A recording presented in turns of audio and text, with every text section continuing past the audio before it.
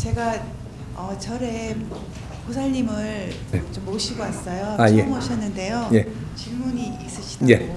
스승님 정말 감사합니다. 예.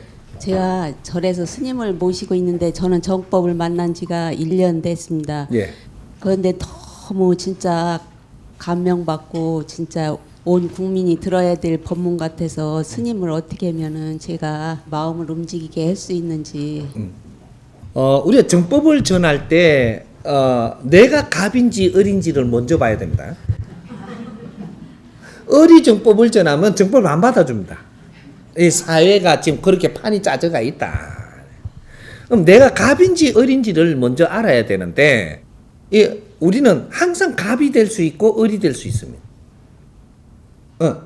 저 사람이 돈 많다고 내가 돈이 없다고 돈으로 내가 따질 때는 내가 을이 됩니다. 근데 우리가 지식을 갖추면 지식을 갖춘 사람이 갑이 돼요. 돈으로 따지면 돈을 가진 사람이 갑이고 지식을 갖춘 사람은 지식을 가진 게 갑이 되는 거죠. 그러면 지식 가진 사람이 할 일이 있고 돈을 가진 사람이 할 일이 있는 거죠. 이래서 갑을이 바뀌는 거죠. 그래서 우리가 정법을 우리가 듣고 있으면서 내가 진리를 공부를 하니까 내가 어떻게 해서 갑이 되느냐? 내가 좋아져요. 정법 진리로 갖고 공부를 하면 일반적인 지식을 갖출 때보다 지금 이것이 엄청나게 내가 달라지는. 그렇게 달라지니까 내가 달라진 모습이 보이면 어떻게 되냐? 을이 내한테 와요. 을이 내한테 와서 뭐라고 하느냐? 어려움을 내한테 이야기를 합니다. 이 정법 공부를 하고 변화가 있다면 사람들이 내한테 어려움을 자꾸 이야기한다라는 거예요. 이야기한다라는 것은 내가 듣는 사람이 갑이에요. 하는 사람이 을이단 말이죠. 그러면 갑은 항상 의무가 있습니다. 갑이라는 사람은 의무가 있다. 만일에 의무를 행하지 않았을 때 행해야 될 때가 됐는데 행하지 않으면 이때 또 내가 어려움을 겪게 된다. 갑은 항상 을을 위해서 살아야 됩니다. 을을 위해서 살았다면 네 삶이 더 질이 좋아진다. 그리고 네 공부도 더 확장된다. 이렇게 되는 거예요. 이제 을을 위해서 사는데 그러면 내한테 어려운 이야기를 할 때 을을 대하는 방법을 어떻게 해야 되냐? 우리가 지금 정법을 장착을 하면은 내 질량이 좋아졌기 때문에 우리가 전부 다 의사가 될 수가 있습니다. 의사.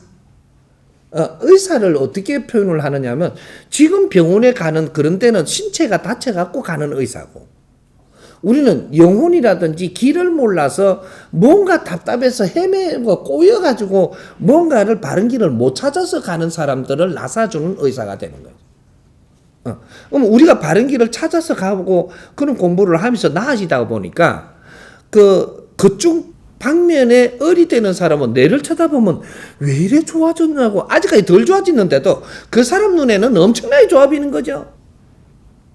그래서 지금 저 처음에 소개할 때 우리 보살님을 모시고 왔다 그랬거든요.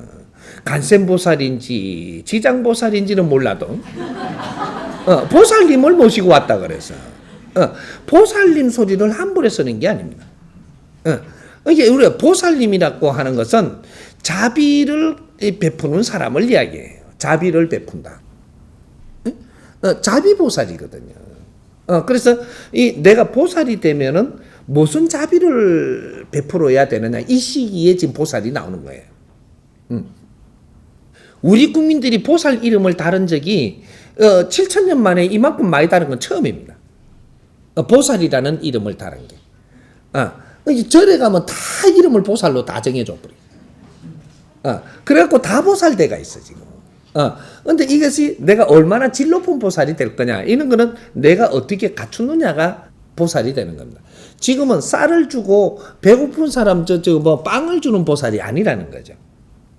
추운 사람 옷을 벗어주는 그런 보살이 아니고 뭔가 모지됨을 갖추게 해주는 도와주는 보살. 그래서 지금 내가 좋아지니까 공부를 하면 좋아지니까 그 상대가 내한테 인연으로 오는 사람이 내가 좋게 보이는 거죠. 보니까 그때 어려운 말을 내한테 합니다. 그러면 어려운 말을 다 들어주는 보살이 돼야 되는 거예요. 그 사람이 힘들어하는 것을 내가 걷어들이는 그런 보살이 돼야 된다. 그러면 이걸 다 들어놓고 그럼 이걸 들으시면 어려운 걸 들으시면 나사줘야 되잖아요. 풀어줘야 되잖아요. 그것을 그때 정법을 소개하는 것이다. 정법은 필요한 사람한테 정확하게 약으로 쓰인다. 어떤 약? 영약이라고 하는 겁니다. 병원에 가서 우리가 아파가지고 이게 뭐 이렇게 약 주는 거는 명약이라고 하는 거고, 이건 물질약이고, 비물질 에너지 약은 영약이라고 이야기하는 겁니다. 그래서 이 법의 힘은 영약의 힘이기 때문에 근본을 다스린다. 명약은 아무리 좋은 물질의 명약이라도 이거는 임시방편으로 쓰는 것이다. 이런 것이고, 임시로 이거를 다스리는 그런 거고, 임시로 다스리고 나서는 그 다음에 영약을 우리는 투입을 하는 것이 바르게 사는 가르침을 주는 것이다. 이런 바르게 사는 것도 어떤 바르게 사는, 네가 생각하는 기준의 바름이 아니고 이 자연의 법칙에 바른 걸 이야기한다. 이것을 정법이라고 합니다. 근데 그런 것들은 영약을 찾아줌으로써의 그 사람이 영약은 귀로 듣고 눈으로 보고 느낌으로 소화하는 것이다. 이것이 일용할 양식이라고 합니다. 우리는 육신을 가지고 있기 때문에 음식을 먹어야 되고 내 영혼에 이 신이 담기가 있기 때문에 일용할 양식을 먹어야 돼. 양식은 지식을 이야기하는 것이고 음식은 물질을 이야기하는 겁니다. 두 식을 우리는 접하는데 내가 두 개가 요게 있기 때문이에요. 그런데 음식은 육신을 보존해야 되니까. 그러니까 이 음식에는 뭐가 있느냐면 비타민이고 무기질이고 모든 영양소를 가지고 있습니다. 그런데 우리 육신은 어떻게 지탱하느냐? 모든 영양소와 비타민이고 미네랄이고 모든 영양소를 복합시켜 갖고 만들어 놓은 게 육신이에요. 그런데 이것이 한번 담으면 계속 있느냐? 이건 자꾸 이게 물질이라는 건 소멸되고 또 보충해 줘야 되는 이런 일이 자꾸 일어나는 거죠. 근데 이제 이 지구에도 왜 이게 우주의 문제가 계속 들어오느냐? 우주에서 생산하는 이러한 물질이 눈에 보이지 않지만 계속 유입을 해갖고 이걸 보존하기 위해서는 계속 유입해 들어와야 된다. 우주 문제가 이 지구에 얼마나 들어오는지 우리는 상상을 못 하고 있어요. 이러는 거죠. 그렇듯이 우리 인간 육신에도 항상 이게 물질이 이제 쇠퇴하고 다시 채워주고 이렇게 하는 것이 음식을 우리가 먹는 것이 육신을 보존하는데 이는 그 공급력을 지금 하고 있는 것이고, 그런데 육신이 아주 이게 건강하게 잘 우리가 보존하면서 가야지만 바른 정신으로 우리 영혼들이 내 영혼을 확장시키는데 큰 연장으로 쓰는 거거든요. 그래서 이게 우리 연장이라고 이야기했던 겁니다. 그게 육신이 조금 이렇게 불편하게 돼버리면 그 방치가 불편하게 되면 영혼들이 내가 공부하는데 내 자신을 성장시키는데 굉장히 이게 다운돼 버리는 이 성장이 잘 안 되는 이런 결과가 생기니까 육신도 건강하게 보존을 잘해야 된다. 그래서 정법을 어떻게 펼치느냐?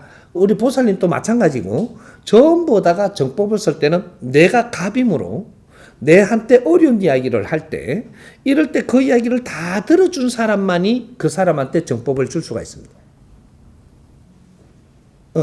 어려운 얘기는 조금 하려고 그러니까 그런 소리 하지 말고 이거 들으라니까 그러면 안 들어요. 어려운 소리를 할 때는 그 에너지를 내가 받아들이는 겁니다. 비물질 에너지가 어려웠기 때문에 탁하게 지금 나오는 거예요. 이걸 싹 받아줘서 그 다음에 이 사람을 이 길을 가르쳐 주는 거죠. 그리고 여기에 들어가서 요걸 조금 들어봐라.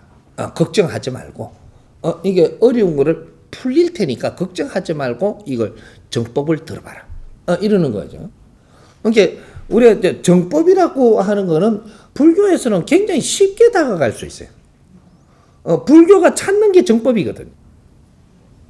찾는 건데 정법을 한번 들어봐라. 이 법문을 한번 들어봐라. 이러면 정법 법문이라는 게 이걸 들어봐라. 네 어려면 다 풀어줄 테니까 무조건 이걸 들어봐라. 이러니까 알았다고 그냥 법문이라고 하는 게 우리가 절에 가는 것은 법문 들으러 가는 겁니다.